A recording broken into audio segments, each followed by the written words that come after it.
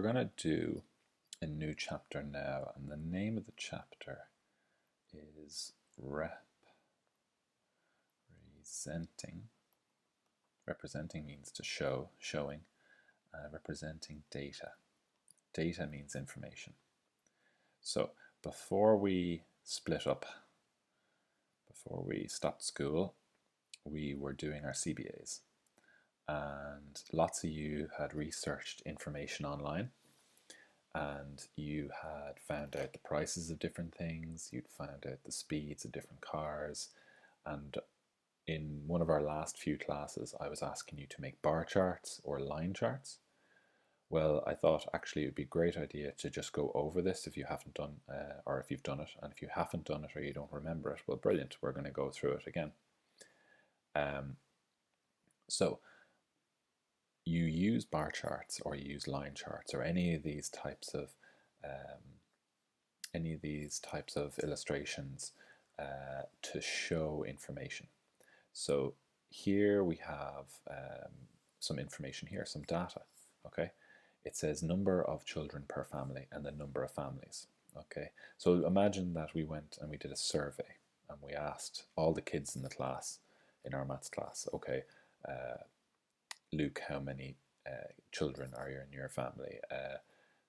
Chloe, how many children are in your family, etc. And we asked them all, how many brothers and sisters do you have, or how many kids in total in the family? So say, for example, if there was only one child, say there was only one kid in the family, in our class there was 4 families that had only one child.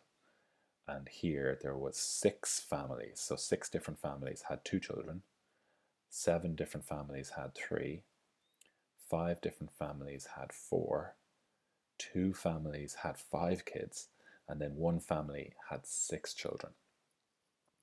So this is an okay way of looking at data, but it's not the easiest way of looking at data.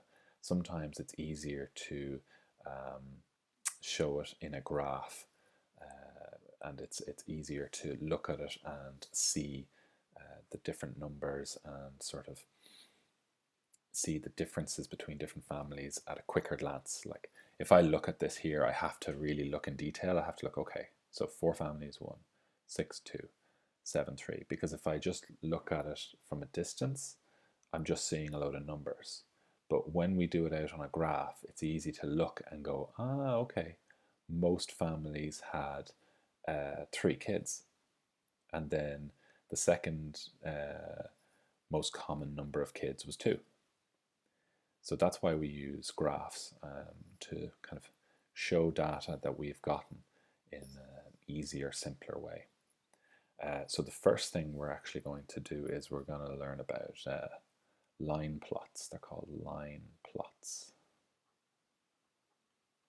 And these are the simplest ones, okay? So if I want to draw this as a line plot, I would draw a straight line across with my ruler like this.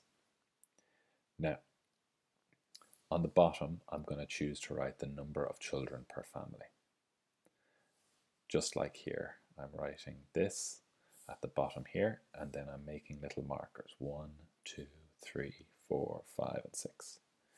Now, I'm going to use different colored pens, so I will just change this to red, and I'll make this a little bit bigger. So let's have a look at the number of children per family. So how many families had 1 child? So number of children per family, 1 child, so an only child. How many families? It was 4. So what we do is, there we go. So 4 families had 1 child. So what we can do is we can go 1, 2, 3, 4. So there was 4 families with 1 child, the number of children per family. Let's change it to a different color here. Let's go like this. Okay, so the number of children per family. So how many families had 2 children? and there was 6. So 2 children, so we have 6. 1, 2, 3, 4, 5, 6. So we can kind of see, okay, it's easy to see straight away, more families had 2 children than had only 1 child. So now let's do this one here, number 3. Okay, so the number of children per family. How many families had 3 kids? Well, 7. Okay, so we'll go 1, 2, 3, 4, 5, 6, 7.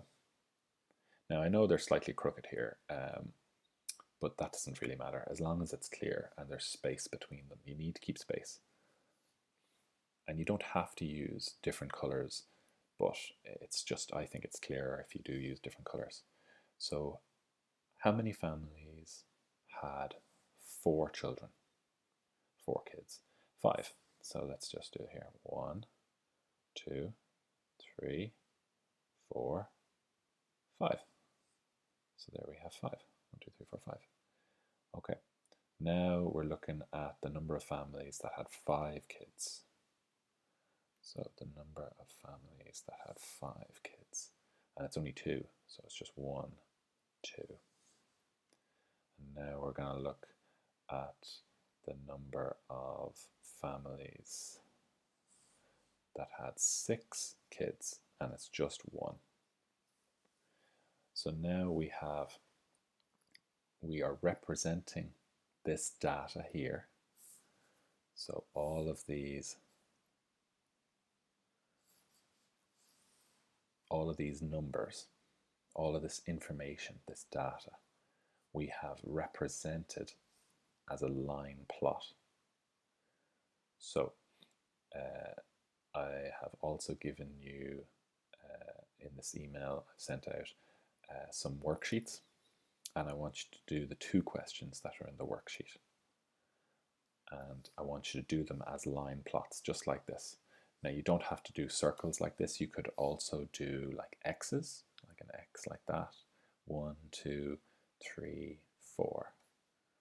1, 2, 3, 4, 5, 6. You can do X's like that, or you can do circles like this.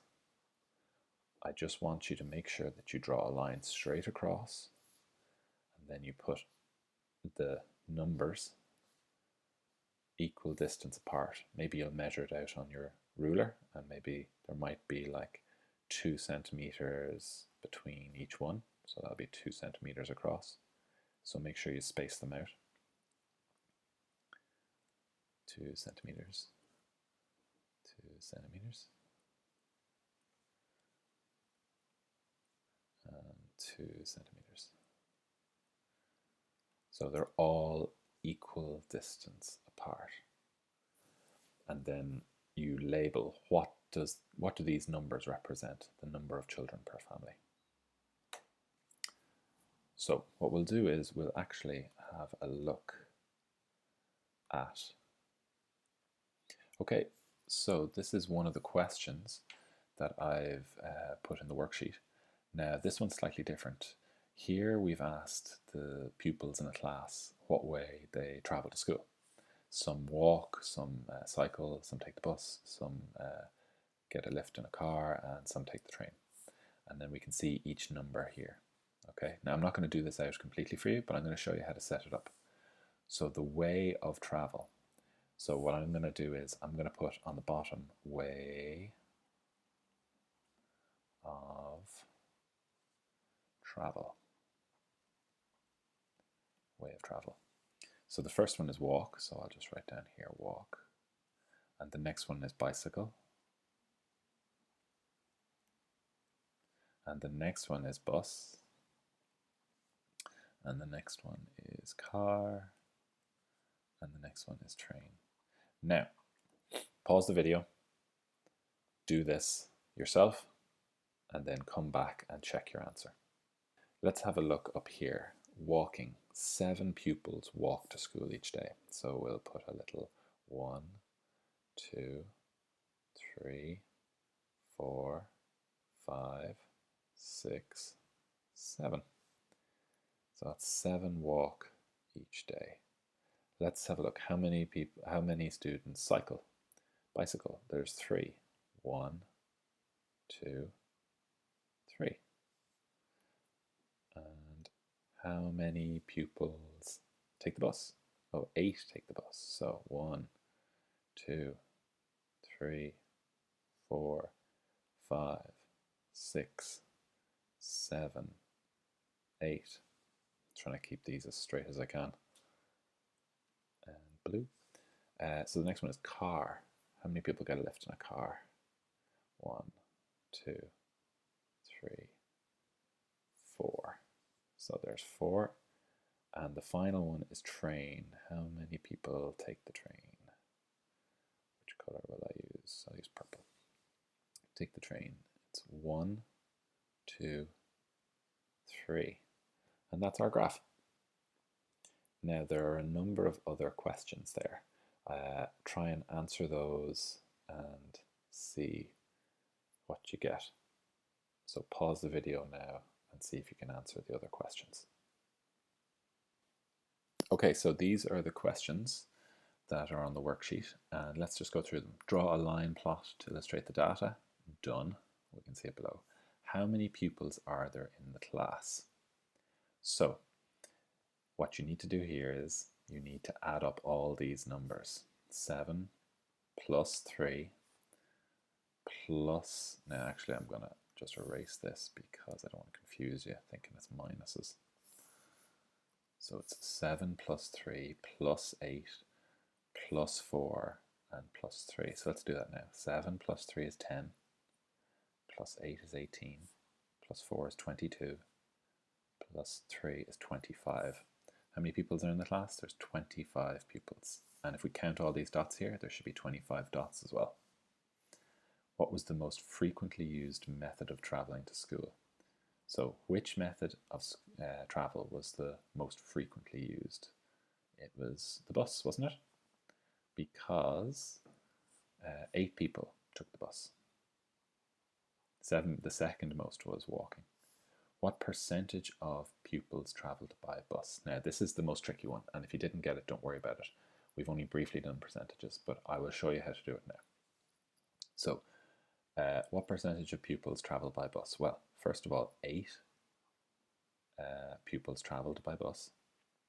And how many pupils are there altogether in the class? There's 25.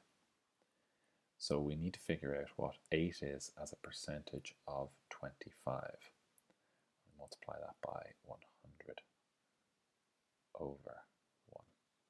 Now, the way you do this using a calculator is you divide 8 by 25 and then multiply by 100. So we have our calculator here.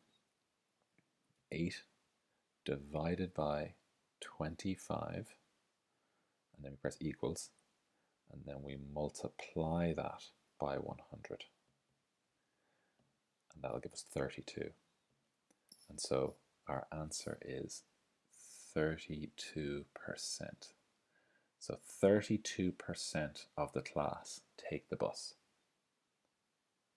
Okay, now I want you to do the other question that I gave you. I'm not going to put an answer up here, but try and do it yourself at home, okay?